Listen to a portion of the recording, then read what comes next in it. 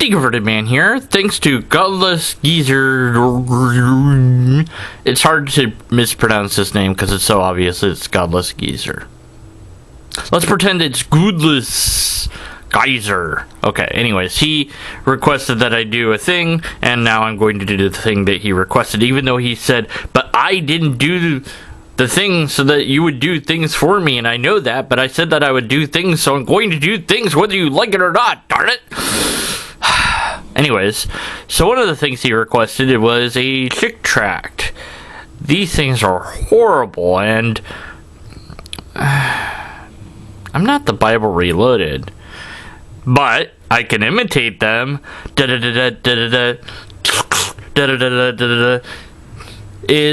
DeconReloaded man reloaded. My logic's exploded. Lobsters and catapult pancakes are involved. Pretend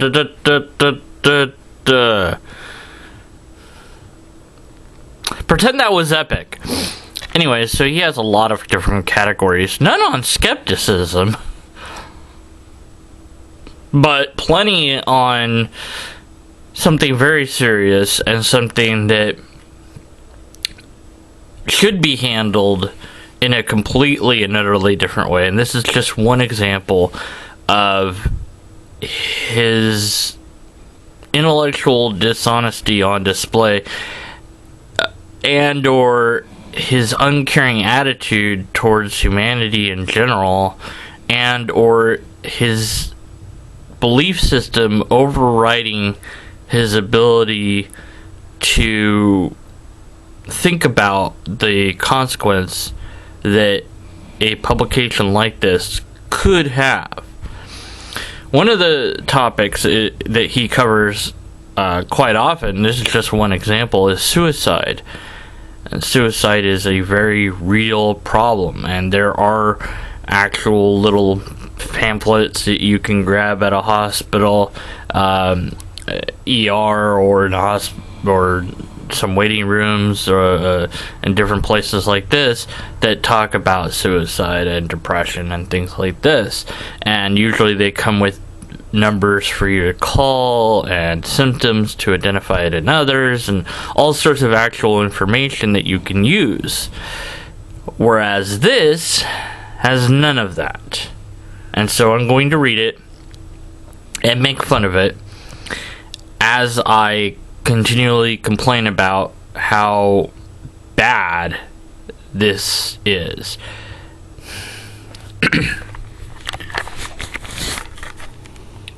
Dolly, I've had it. I'm gonna do it Friday night. And there's these ghostly guys with horns clapping for him and saying bravo. Why can't he hear them?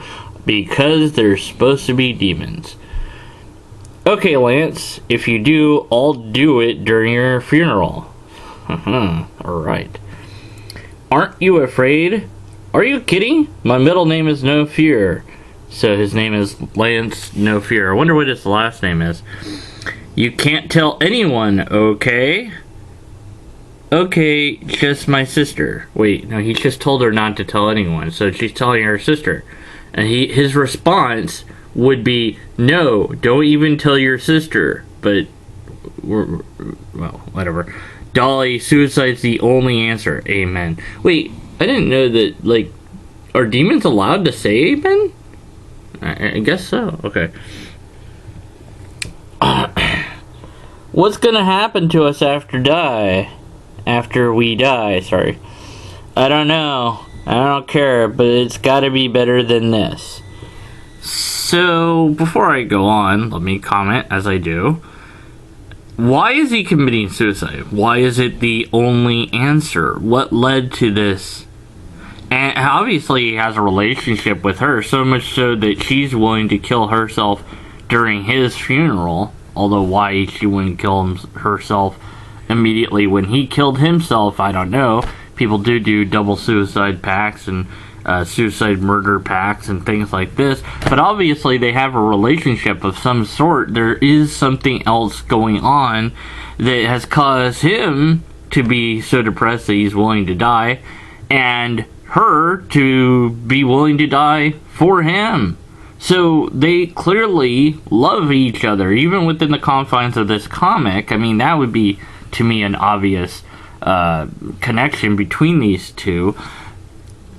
She might have everything going right for her. She might not, but she would have to have such a strong chemical connection to him that life without him would seem unbearable.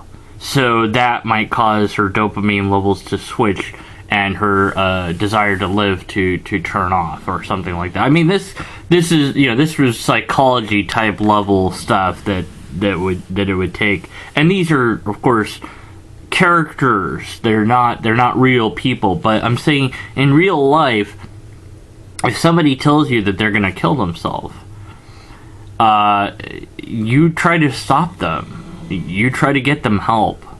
And as far as when you have two different people involved and one's willing to kill the other one for themselves, and I've also heard it the other way that, well, if you kill yourself, I'll kill myself, as sort of a self-defense mechanism of a kind of an appeal to consequence, trying to talk them out of suicide by threatening your own suicide as a consequence of them dying, so that they'll realize that their action has a real world consequence or something of that nature, although that response typically isn't what is going to stop them. They need professional help in order to get out of that. And the thing is, psychology is problematic in this because the person has to want to have help. I knew when I was a young man, a young teenager, I had a friend who sincerely believed some rather odd things. But the reason he did was he was suffering through depression and he didn't know how to deal with his depression. And part of his belief system revolved around his father, and that he was a time traveler from the future who had killed his dad in the future, and also part of this reality that he had constructed for himself involved him being immortal. And so he continually tried to kill himself, and every time he failed, to him it proved that he was immortal. But I was like, but that doesn't make sense. If you're not immortal, you'll die. If you are immortal, why do you keep trying to kill yourself? Of course it doesn't make sense, because it's not based on any sort of reality. It was his brain trying to cope with some disconnect with his father. But that issue was never revealed to therapists or psychologists, and I, being naive, wanted to maintain our friendship, so I didn't tell anyone. I should have immediately told our therapist, or actually we shared the same therapist, oddly enough. I should have immediately told and said, this is what's going on, this is why it's going on, this is what he believes, and I don't know why. And he would have hated me, and I might have indeed lost his friendship, but that would have been the right thing to do, because it would have addressed the real underlying issue. What is going on with his dad? Let's talk to his mom and find out more information. Is his dad still alive, and so on and so forth. At the conclusion to his story was that his mom had found out that his dad recently had died. They had proof of this, and she had told him. And I, knowing what I knew, knew that he was going to attempt suicide again. And he was actually in a mental hospital. And I told the people there, I said, you better guard him all night long. Well, they didn't do that. They didn't listen to me. And he escaped somehow and attempted suicide, but thankfully failed. His reality that he had built for himself shattered, and he returned as a more normalized individual. Unfortunately, he moved soon after that, so I have no idea if he's alive, if he's okay, or where he is now. My point is that suicide for him was so entwined with his coping mechanisms or inability to cope that I, as a young person, had no idea how to deal with that or do anything about it. Had I had some sort of guidance, here's what to do when somebody is depressed, here is what to do when you're depressed. If that was given during therapy, which it wasn't, or if that was talked about during school time as like a life studies sort of thing, which it wasn't,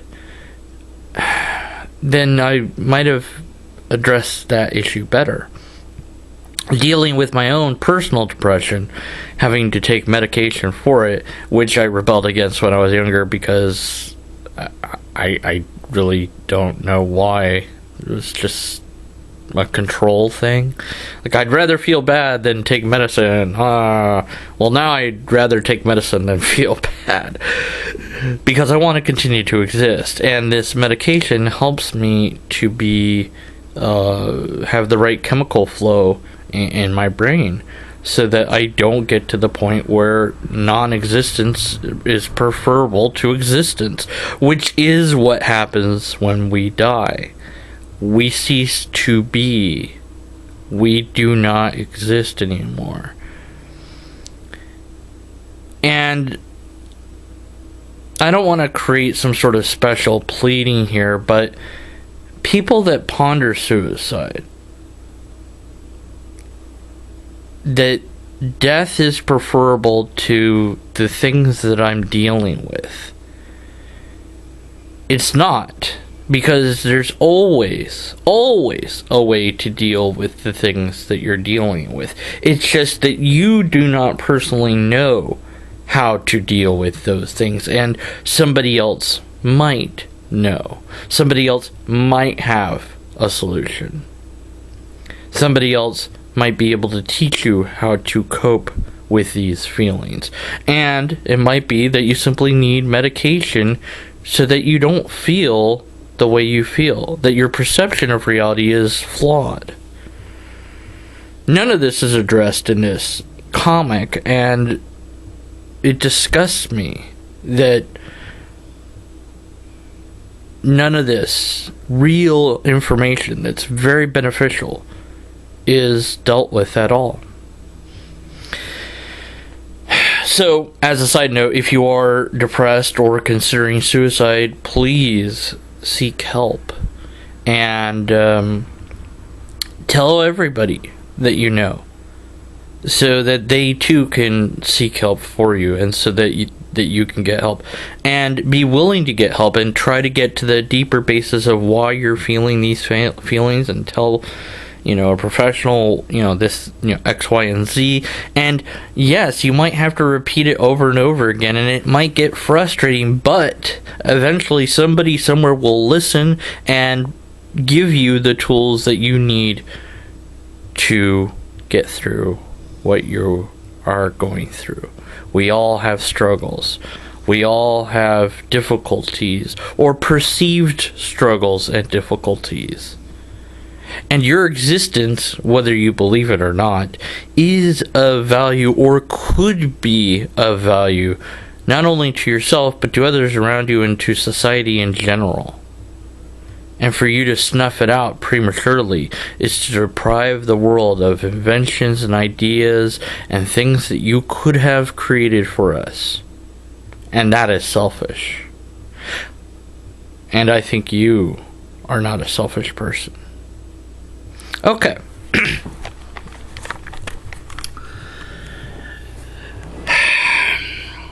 So she agrees. The demons agree. He loves her. Okay. Well, I already had figured that out. Duh. And you might say, well, why is he killing himself and why is she killing herself when they love each other? Because there's something else going on that's never addressed. Friday night. This is the best way, Tiger. Wow, what guts. 1, 2, 3, jump. So the demons are encouraging him now, but he can't hear them, can he? So, hooray! You did it, Crack. Now for the big surprise. So now can he see them? Now that he's dead, like he dropped literally into hell. Like I don't know. Where am I? Surprise! You're in hell. I love this. So they're really happy that he's there. How long will he be here, brother? Forever and ever and ever and ever. Shall I go on? Oh man, it wasn't supposed to happen like this. What? Is Mr. No Fear afraid? No, he's confused. Like, he thought that death was probably the end. Like, or he really didn't know what death...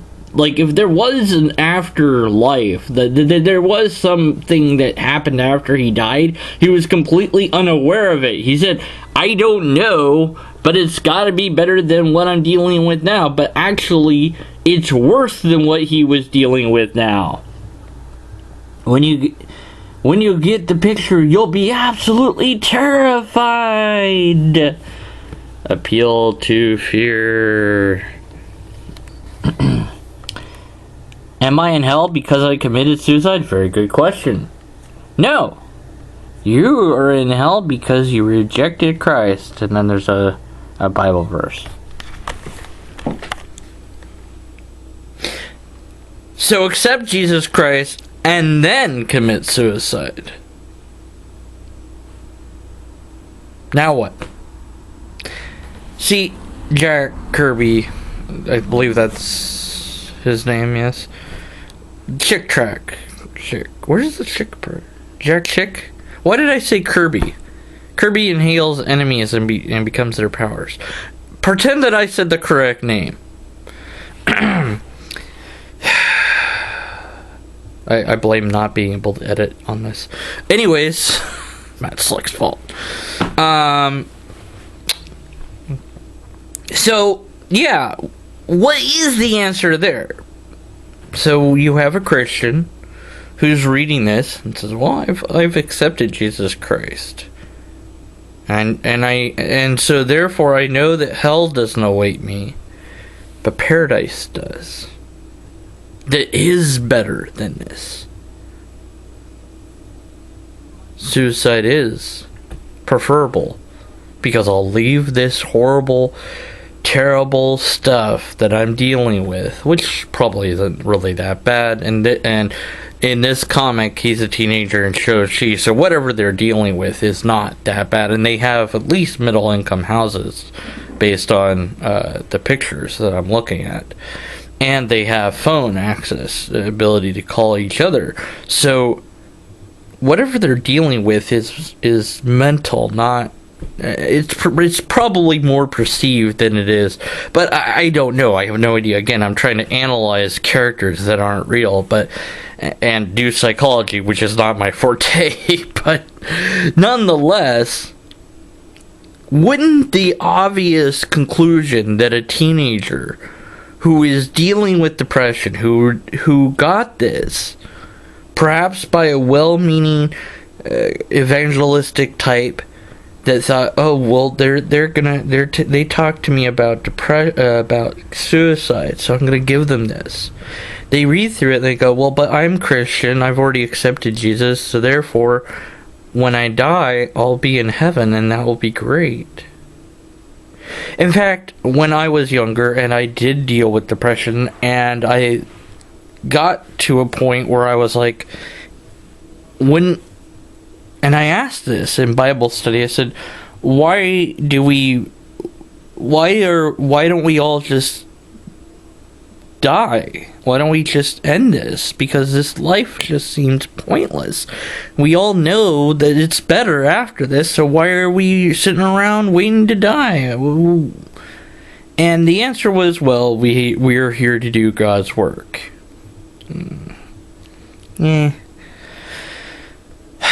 But that really isn't an answer, because at least for this kid in this comic, and for other kids in real life, and for adults as well, and teenagers, etc., and older people, if you really believe that there was a heaven, and you really believe that giving your life to Jesus meant that you're going there, then ending your life would be like the best possible thing to do, period. Because this life, no matter how good you had it, would pale in comparison to that. That's not a good message. Because you're betting on being right. You're betting on that there is something else after this life at all.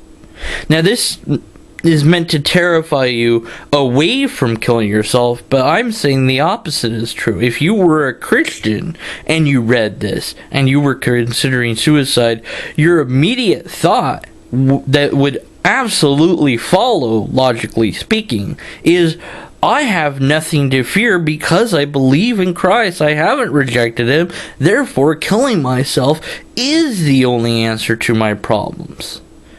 Here I come, Jesus. Crack. And hanging yourself. Oh, a horrible thing. Ugh. And that he's showing how they killed themselves rather than that being off screen, so to speak. I think that too is horrible, because now you're giving kids and teenagers and possibly adults and older people an idea. Here's a way to kill yourself. Have you considered a gun? You know. And him having no fear has nothing to do with it. So we're supposed to take that he's this like sort of rebellious teenager, I have no fear sort of thing. He is afraid. He if he wasn't afraid, he would live, because whatever he is the answer to whatever his problem is, but he's afraid of his problem. You see. So he's not in hell because he committed suicide, which is also a preemptive response to people who might ask the question, well, you know, my whoever that I knew was a Christian but killed himself, are they in hell? Here's Chick saying, no, they accepted Christ, they're totally in heaven. Whereas others might say, oh, they're in hell. My leg's on fire. Somebody help. Sorry, Lance. There's no way out.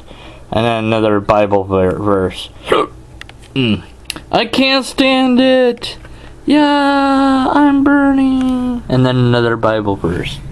So not only is he on fire forever, but he's also cast into darkness forever. And then it goes on from there, but my moral of the story is, and then Dolly also killed herself and wound up in hell. The end. Their solution is that they, thanks to her sister, bust in and tell her about Jesus, yada yada yada. So then, soon after realizing that there's a Jesus, because she totally believes him without any questions at all, she locks herself in a room and kills herself. The end. But he pretends that Jesus is the answer, which it isn't. The belief system of Christianity is not a solution for suicide, because you can't be terrified of hell. You know that you're guaranteed heaven. You accepted Jesus. Of course, believers will dance around this all over the place if you ask them this question.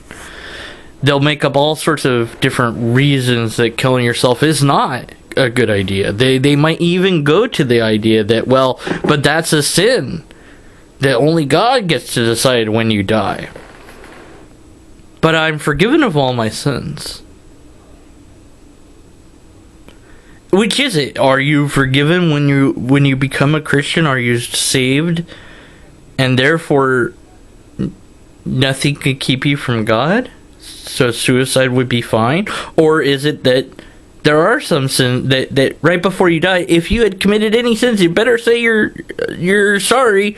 Once more, you have to keep repenting every second, every millisecond for every single thing that you do, or it doesn't count, but you don't know when you're going to die, so you're so preoccupied with saying I'm sorry all the time, then you might as well die, because, man, that sucks to have to say I'm sorry every second. So there is no solution. Appeal to fear of burning forever and ever and in darkness, because dark is... I'm not sure how you would be on fire and it be dark, but I suppose there's some way that maybe you went blind from the fire, so you can't see, so you're in darkness. But here's the thing. What sort of God sets up a system? Because this is the system that God set up. You can't say that God didn't create hell or the demons or the devil. God totally would have created those things. Or God's no creator at all. You can't say that, but he rejected Jesus, so of course he totally deserves that. No, he had something bad going on in his life, or at least a perceived badness. The reason he's in hell is because he rejected Jesus. He didn't even know he might not have even known who Jesus was. We're told he rejected Jesus, which means to imply that he knew about Jesus. But did he reject Jesus because of the problems in his life, or because of the lack of evidence? We don't know. We're simply not told. But if this is reality, if we're saying that there's a God that made hell specifically to torture people forever by burning them forever and making it so they can't see too, on top of that, or that they're in darkness as they get burned forever, what sort of deity does that? What sort of evil deity does that? Because it would have to be supremely evil to create a system where it's all based on whether or not you accepted something as being true or not. That's twisted. That's perverted. That's sick. It's one of many reasons I don't believe in Yahweh anymore. On just a pure ethical standing. I reject the notion that this God is all loving and would have created a hell, because those two are completely and totally impossible to have coincide with each other, and believers will do all sorts of backflips to justify it. The truth of the matter is, hell and the devil are both inventions of, I want to say, the Catholic Church, but it might have come a little bit earlier than that. The mythos grew, and the mythos became intertwined and was inserted. There is no hell. Is no devil. Demons were cast out, angels, there aren't any of those either, and in reality it's all myth anyway, so none of it's true. Now, there could still be a God, but it wouldn't be that God. But we could never know, because if there is a God, it is identical with nature. And as far as what happens to us after we die, there isn't anything that happens. We stop being. We cease to be. It is analogous to this light behind me.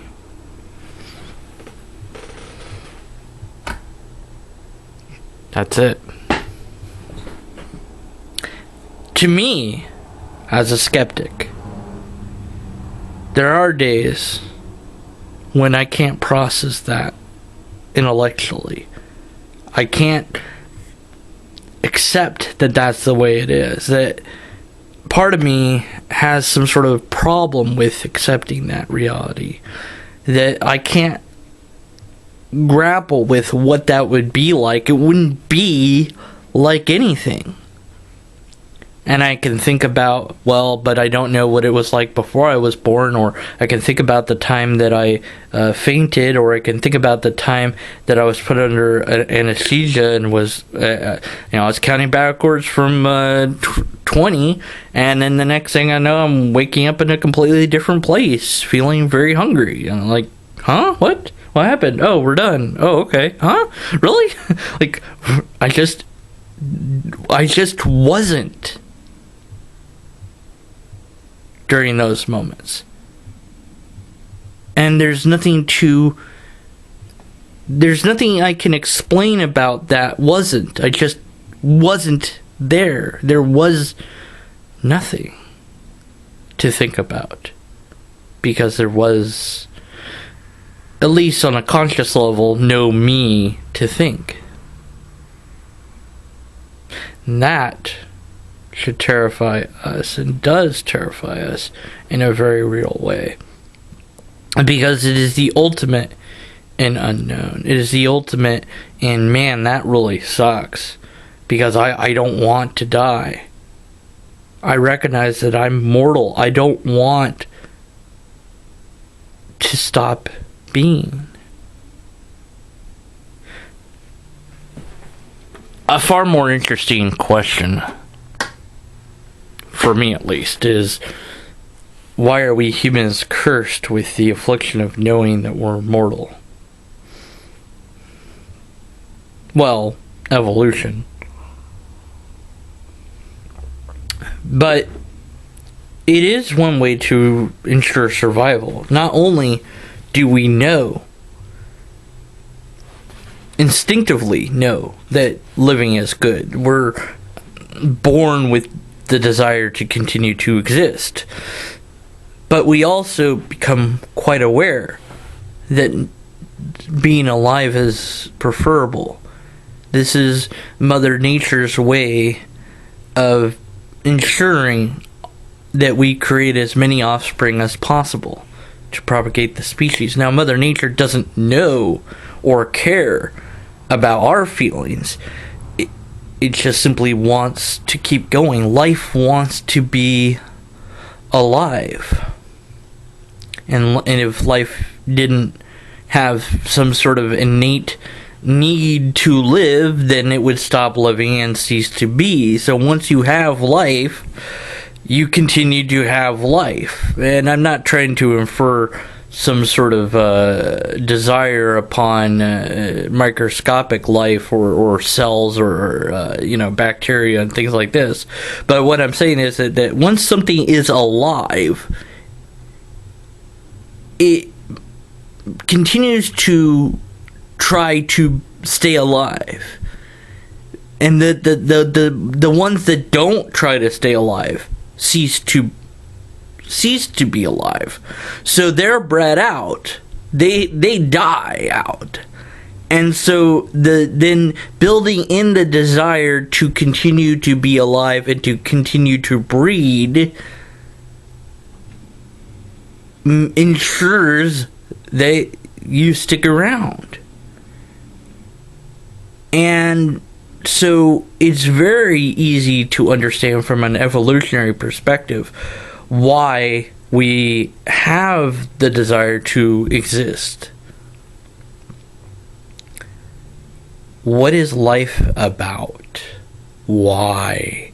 These sort of deep questions, I don't have the answers. I don't think anyone really does. But I do think that while we're here, we matter. We can do something, or say something, or be there for somebody that no one else could provide. Because we're all unique configurations. No matter what problems you might really have, or your perceived problems, you can turn that around into something that's a good force, that's a force to help others. But first, you must help yourself. You must first love yourself. I think we should agree with John Lennon. Imagine there's no heaven, imagine there's no hell. Well, I don't need to imagine, because I simply don't believe that there is such a place. I believe, if I have a belief, that nature is. I am a product of nature, and to nature I will return. But when that happens, I won't be aware anymore. And that sucks. Mortality sucks. I don't want that to happen. I want to keep going forever. Well, maybe not forever, but for a really long time. I totally plan to live to 1112. And I did the little teapot short and stout dance. I don't know if I told you guys about that. It was in a long ago video. Some of you will remember. The rest will be like, what are you talking about, Deconverted Man? And then I'll explain in the comments. Just read The Lobsterist. It's probably in there. Anyways.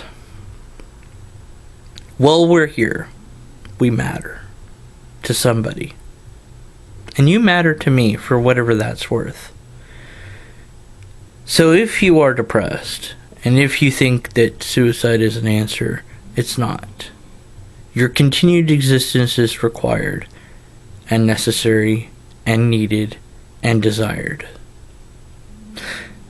We don't have any evidence to talk about for this horribly thought of comic, nor is there any test that one could run to determine whether there is a heaven or hell. And there certainly is no logically coherent argument. We must be skeptical of Chick's conclusions. Thanks to Godless Geezer for being a Patreon and supporting my endeavors to get a computer that functions so that I can edit videos. And if you would be so inclined to become a Patreon so that I will say your name wrong and do stuff for you, whether you like it or not, please consider doing that. I hate to say that at the end of videos, but apparently saying that at the end of videos is the only way to get people to do it. This is really annoying to me. It really is. So I'm not going to do it every time. I'm just not. Just not going to happen. I don't care that that's the rule. What do you mean I should end the video? I'll end the video when I want to end the video. Shut up, non-existent director. I'm going to fire him one day. Oh, wait. Oh, I already said the less than until part. So what else can I say? Existence is, I already said that. I love all of you. Did I say that? I don't know. Especially if you're like single. If you're single, I'm single and I need to date you. So please date me. Please.